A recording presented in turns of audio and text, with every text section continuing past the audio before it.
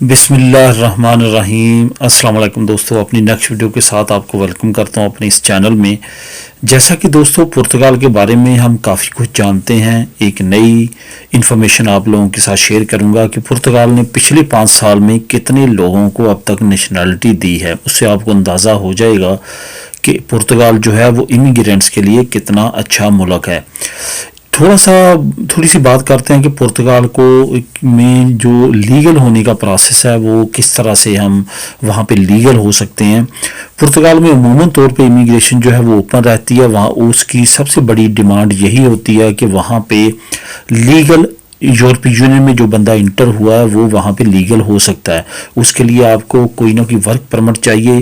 Work permit سے مراد work contract, وہاں پہ کوئی کمپنی، کوئی انڈیویجول بزنس مین اگر آپ کو وہاں پہ کام دے دیتا ہے، وہاں پہ جو ہے وہ کام کا لیٹر دے دیتا ہے، تو آپ اس کی بیس پہ اور اپنی لیگل انٹری کی بیس پہ وہاں پہ لیگل ہو سکتے ہیں۔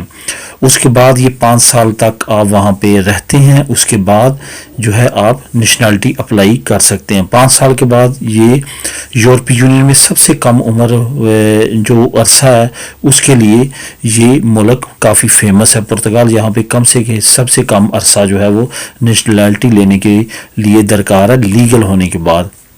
ویسے تو ایک اور کنٹری بھی ہے یہاں پہ 5 سال کے بعد لیگل ہونے کے بعد آپ کو نیشنلٹی یا رائٹس مل جاتے ہیں، وہ ہے سویڈن۔ لیکن وہاں پہ لیگل ہونا جو ہے وہ بہت زیادہ مشکل ہے۔ وہاں پہ پہلے لیگل ہونے کے لیے آپ کو کافی ایفرٹس کرنا پڑتے ہیں، جو کہ صرف اس وقت جو وے ہے وہاں پہ لیگل ہونے کا وہ ہے وہاں پہ شادی کرنا۔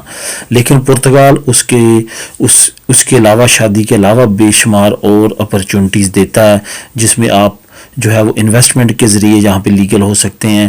یہاں پہ جیسا کہ میں نے پہلے بتایا کہ اگر آپ کی یورپ کی لیگل انٹری ہے اور آپ کو کانٹریکٹ مل جاتا ہے کام کا تو آپ لیگل ہو سکتے ہیں۔ اس کے ساتھ ساتھ اگر وہاں پہ آپ کوئی ایسی کنٹری سے بلونگ کرتے ہیں جس کے معاہدے ہیں پرتگال کے ساتھ، تو اس کی بیس پہ آپ لیگل ہو سکتے ہیں۔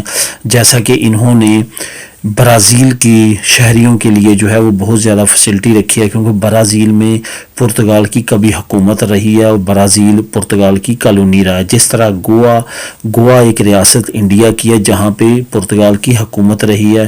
واسکوٹے گاما جو کہ پرتگال کا ایک، جس طرح اسپین کا کولمبس تھا، اسی طرح سیم لائک واسکوٹے گاما تھا، دونوں ایک ہی دور میں جو ہے وہ پیدا ہوئے اور دونوں نے ایک ہی مہم جوئی جو ہے سمندر کے راستے تجارت کرنا، اس طرح کے پروفیشن دونوں نے اکٹھے ہی اپنائے۔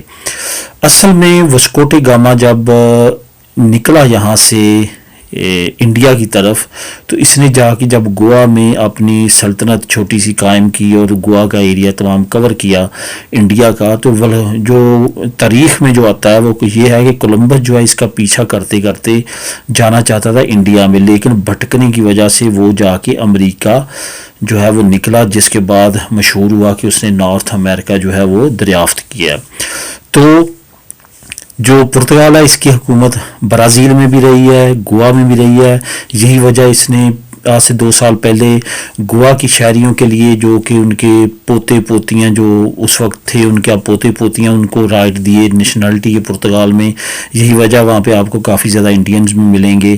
اس کے بعد برازیل میں بھی اس کی حکومت رہی ہے، برازیل بھی اس کی کالونی رہی ہے، اور برازیل کے شہریوں کے لیے بھی بہت زیادہ وہاں پہ فیسلٹی ہے نیشنلٹی لینے کے لیے، اور اسی وجہ سے برازیل وہاں پہ نمبر 1 کنٹری ہے پرتگال میں جس کو سب سے زیادہ نیشنلٹی جنہوں نے اپلائی کی اور نیشنلٹی ملی۔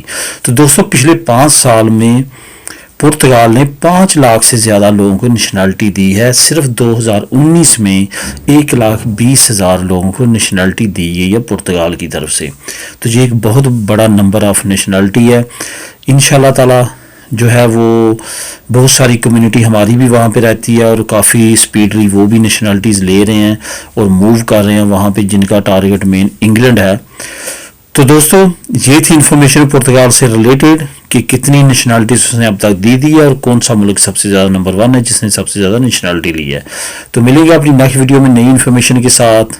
اللہ حافظ۔